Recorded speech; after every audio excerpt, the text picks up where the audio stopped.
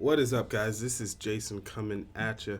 So I went live for like 30 minutes and set up this project, and I guess YouTube now has this thing where you had to click the go live button. I had no idea, so I wasn't actually live. So I'm just gonna explain what I did. So I'm creating a track for LoopCommunity. The song is Big. It's by Pastor Mike Jr.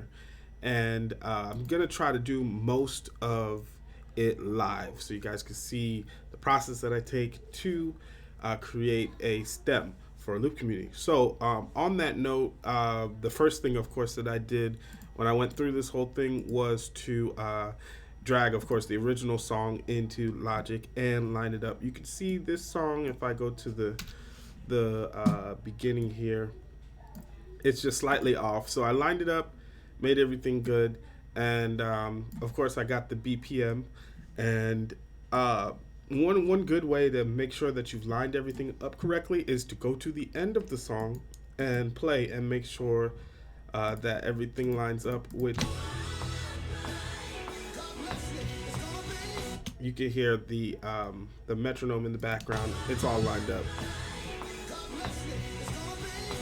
Right, so that was the first step that I did. Got everything lined up. Actually, I didn't mean to do that. Let me set this back to 0. All right, cool. So, got that in. Then for LoopCommunity, there are some requirements that you have to fulfill. One of them is this little click line here, this click track line, which is the most annoying click. Right? So I set that up, and that is a set of files. Let me see if I can just pull them out here. Right, so not here. It's a set of a Q pack that you get for contributors, and it basically has one. Ugh, I'm ahead of myself. It has the click, the accent, and the click. Now, of course, Logic is 24-bit, so it converts these files. But this one, the original, and this one are the ones you get. Or I should say, I have Logic in 24-bit, so it converted them to 24-bit WAV files. All right, cool. So I used those two files and I put them on 1, 2, 3, and 4. Then I just did a join, which creates its own like one continuous file, and then I looped it. Or repeated it all the way across the track to the end, because now I have it lined up. I can do that. The metronome or the click can take care of what needs to be taken care of. All right, cool. So I did that, and then the next thing I did was the guide. So same folder and all. When you get the LoopCommunity stuff, you have two folders that basically have your information in them. So, or your different cues in them. Praise break. So I essentially took those and made a guide track. 1, 2, intro, 2, 3, 4. Right, simple stuff. And Verse, 2, 3, 4. Right, so I forgot to say, before I did that, I first went here above to the markers and labeled the whole song. So when I got to the guide part, it was way easier to do everything, because I know that it counts in one measure right before the pre-chorus, or one measure before the chorus, and I know, so this is going to say pre-chorus 2, 3, 4. So for instance, Pre-chorus, 3, 4. I had to take the 2 away for this one because pre-chorus is a long word, but like for chorus. Chorus, 2, 3, 4. Right, so that was I don't know which step I'm, 2, 3, 4, 5. That was the next thing I did. So I have the guide, I have the click line, which are LoopCommunity requirements. I have the original lined up. So I'm ready to do the instruments, and that was the next thing I did. I went through the song, listened to everything, and got a list of instruments that I plan to put in the song. So I'm going to play the song while I talk through this and turn it down slightly, but of course the song has a piano. it has this piano color here is what I put in when there's certain licks the piano does by itself. I'm gonna one note Verse those. 2, 3, 4. So where I think there's one in.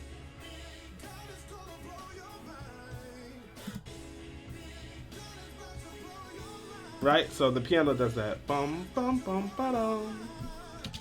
It does it with the bells, which I also have in here. So bells, of course. EP. My plan for the EP is, if needed, I'm gonna use it as a pad type thing. So it'll just play straight chords, boom, and they'll sustain.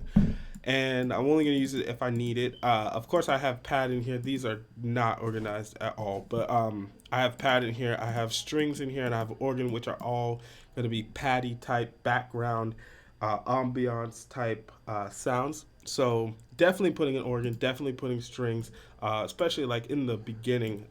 These strings are beautiful. It's yours if you want it. Anticipate It might be it. here. Chorus 3, 4. He's working a miracle. Oh gosh, did you hear that? That's beautiful. Oh Jesus. All right, cool. So, yeah, strings. There's sign synth type leads in here. Just, Verse 2, 3, 4. I don't think I'm gonna be able to find it. My time. It's my time. It's yours if you want it. Anticipate it. You hear that? Yeah. So, those are little trinkets in there. It also has lead lines, which are, I think, synth. 2, 3, 4. Where is it?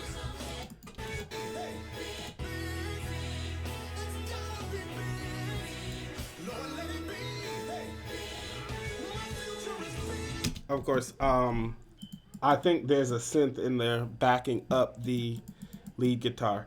So I have a synth in there too. Of course, there's going to be a loop. I did one which I used. I've used before, but I'm gonna have to edit this because it hits on 3, and in the beginning, like here, I'll let you listen to it. Right, so yeah, that works for playing it live. It keeps you on track.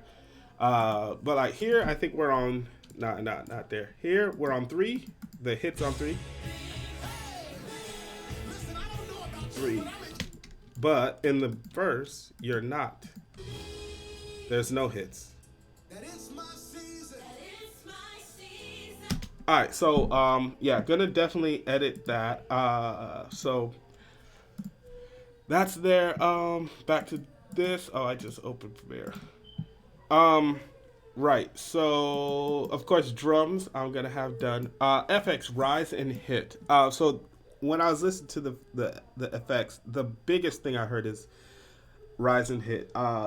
This might be vision or actually in the song, but I want to put rise and hits in the song because I think it'll make it sound amazing. Now rise and hit. So a rise and a hit is when something's like rising and then it hits. So yeah, rise and hits are definitely gonna go into the song. Of course, I have complete, which has a library that's called rise and hit, and that's exactly what I'm going to use. Of course, there's lead guitar in there.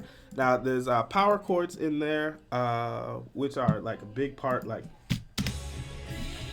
of course. And then I believe there is a regular guitar that just has like overdrive and maybe reverb on it, playing the chord, but he's not holding the bottom of the chord, the power chords. He's holding like a variation that when you put these two together, it sounds like a full, it sounds fuller. All right, so of course there's bass. I talked about the pads. The hits most definitely are going in this section.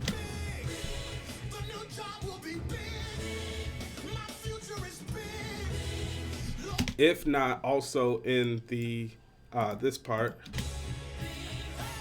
softly. But yeah, so yeah, that's basically what I came up with. These are the set of instruments that I'm going to put into this song. I'm going to do everything actually except drums. Uh, so yeah, drums I'm gonna have somebody do for me. If I cannot do the guitar parts, the lead guitar parts, I'm gonna possibly outsource that too. But power chords, I do. There's a video on my channel uh, with how I use what's it called? Funk guitars, Scarby funk guitars, along with guitar rig to make power chords. Uh, as well as the overdrive, the higher chords. Unless they become like unhuman sounding, I'm going to do those. Bass, I do, and all this other stuff I'll be doing mostly with MIDI.